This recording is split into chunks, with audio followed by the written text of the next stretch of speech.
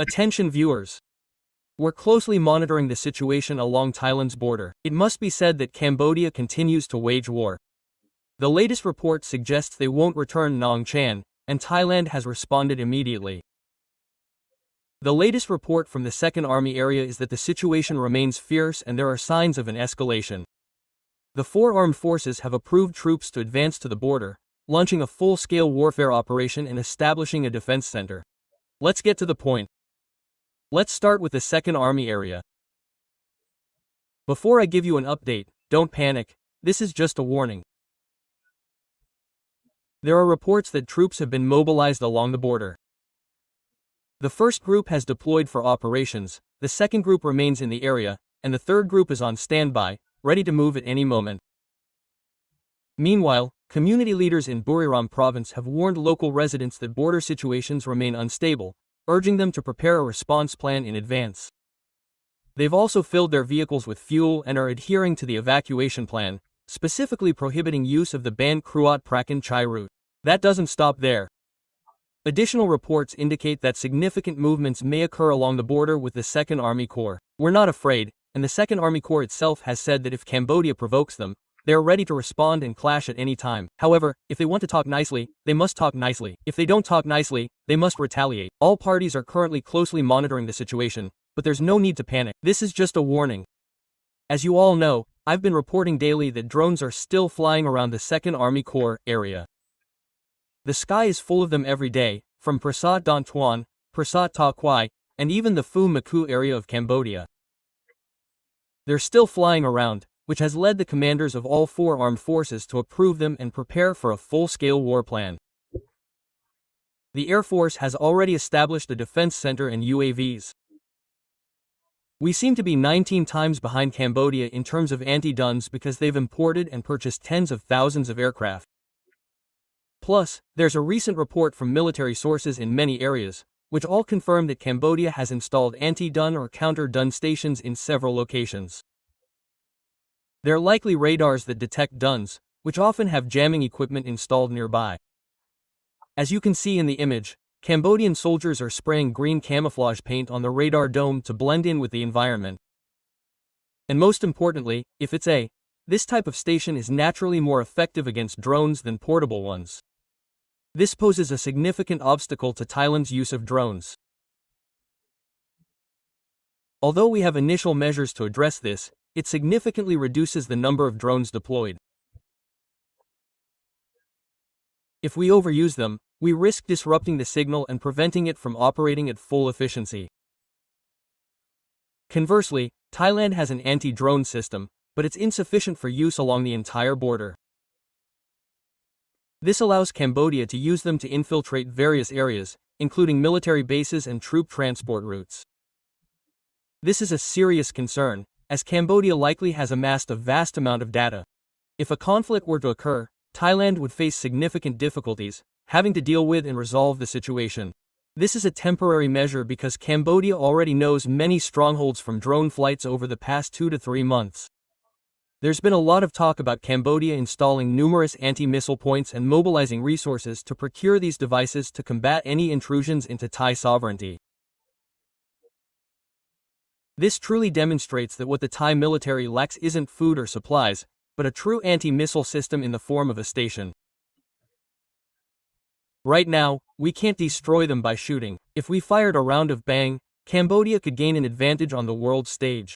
As you know, there's a negotiated ceasefire agreement, so we can't proceed in that manner.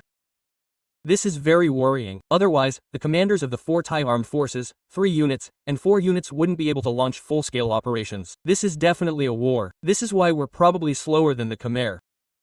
Even though we have better artillery, better units, and more convenient facilities, the Khmer side is also good at attacking. They're better prepared than us. We have tens of thousands of aircraft, and during the clashes, they're starting to use more attack, especially the BHQ unit, which seems to have been specially trained for this type of attack. We need to monitor the progress and keep updating. Regarding the Second Army area, it's better to be careful than not. They're starting to issue more warnings, especially in border areas. On the other side of the border, we have to say, in the area of Ban Nong Chan, where we can't avoid it.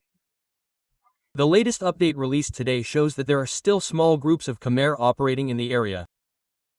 But what's peaking is the government.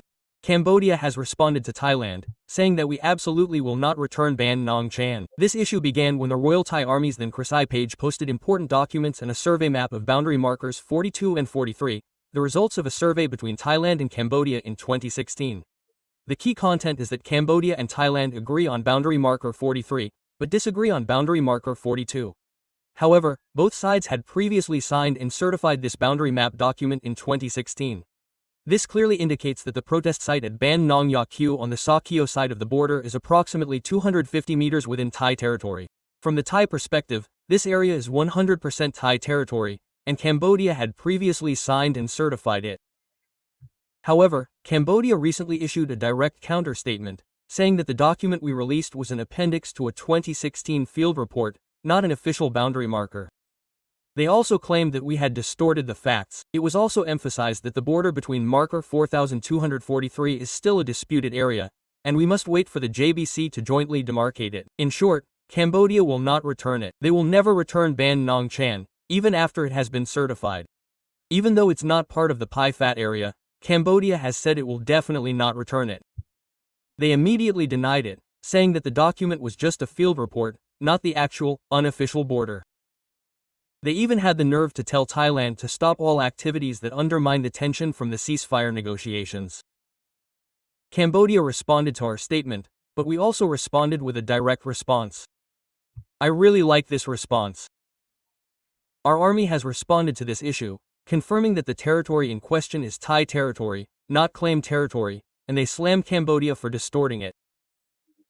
The protests against Thailand like this are very intense. This is the Ban Nong Chan area, which Cambodia still refuses to acknowledge. Recently, they even clarified that what Thailand said was false. The army's statement, which criticized Cambodia this time, stated that the area is clearly within Thailand's sovereignty, not a disputed area. Therefore, law enforcement is Thailand's right and duty under international standards. They also emphasized that Cambodia has violated its obligations in the past, including inciting violence, bringing troops and weapons into Thai territory, and detonating PMN-2 bombs, despite a ceasefire agreement. Regarding the Mo 2000, it shows that Cambodia has been violating these obligations for over 20 years in the Ban Nong Chan area, allowing the construction of houses and structures on the land. We, the Thai side, have filed protests more than 500 times, but Cambodia has remained indifferent and never made any changes.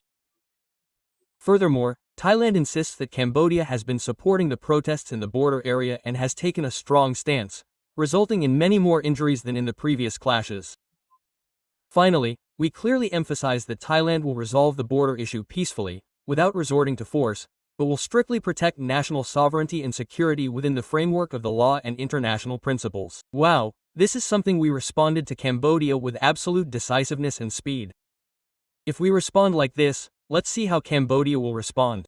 We have to be quick like this too. In the past, Cambodia has been very quick. No matter what happens, they immediately write an objection and send a report. This is something we have done very well in responding to. In the Ban Nong Chan area, whether it's Nong Chan or Nong Ya Kyu, it's our land, it's Thailand's sovereignty.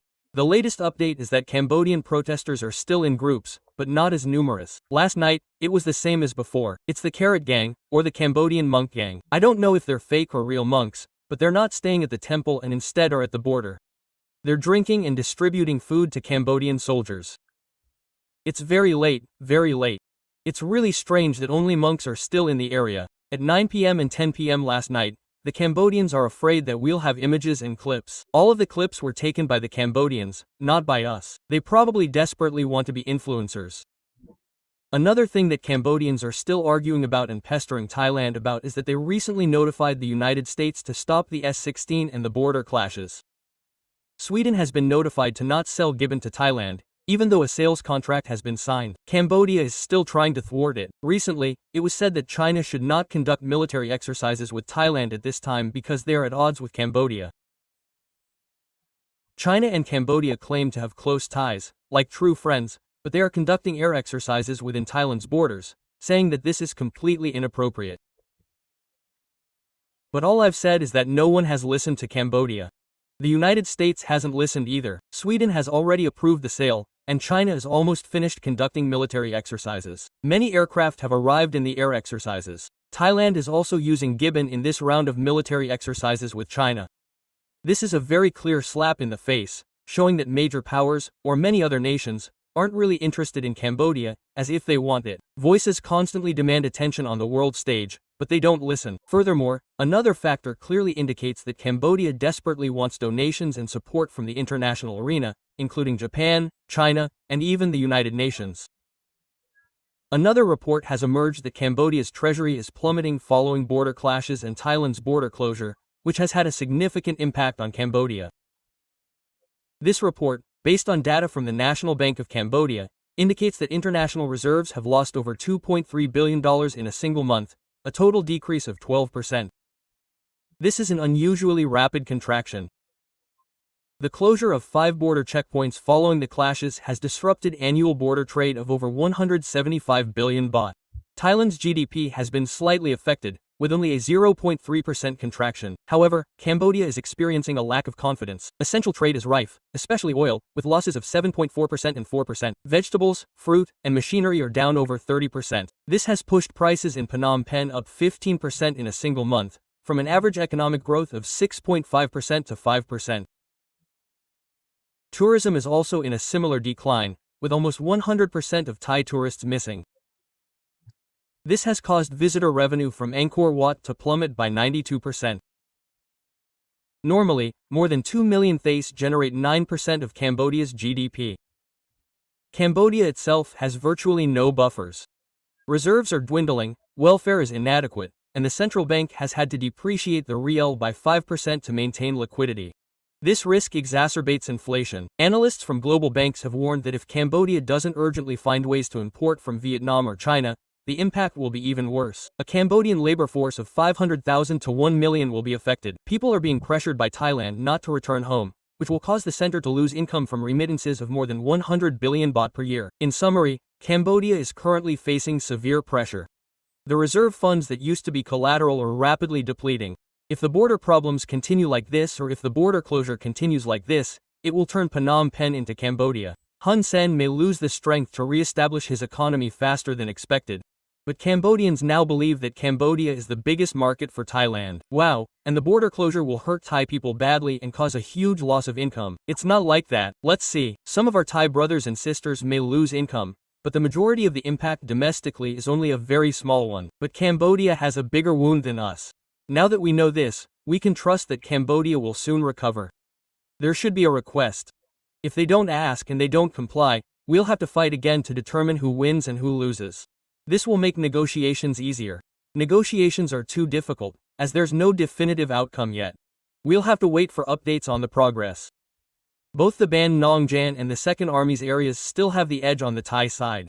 They've occupied over 100 rai of Ban Nong Jan and Ban Nong Yeo, leaving only 25 rai that we're trying to push forward. We'll have to wait for updates and follow along. That's all for this clip. If you enjoy this update about the border, don't forget to like and subscribe to support me. What do you think?